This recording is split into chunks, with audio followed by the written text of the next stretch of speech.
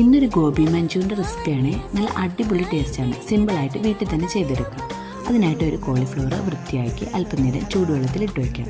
അതിലേക്ക് മൈദ, അരിപ്പൊടി, കോൺഫ്ലവർ പൊടി, കാശ്മീരി ചില്ലി പൗഡർ, കുരുമുളക് പൊടി, ഉപ്പ്, അല്പം സോയാ സോസും ആവശ്യത്തിന് വെള്ളവും ചേർത്ത് നന്നായിട്ട് മിക്സാക്കി അല്പനേരം കോളിഫ്ലവർ പുരട്ടി ഫ്രിഡ്ജിൽ വയ്ക്കാം.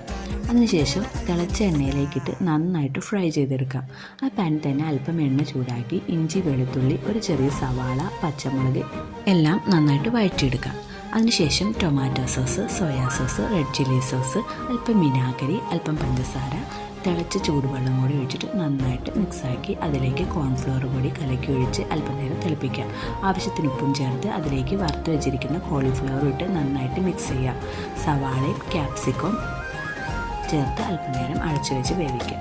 ആവശ്യത്തിന് മല്ലിയിലയും കൂടി തൂക്കിക്കഴിഞ്ഞാൽ നല്ല അടിപൊളി ടേസ്റ്റാണ്. എല്ലാവരും ട്രൈ ചെയ്ത് നോക്കണേ.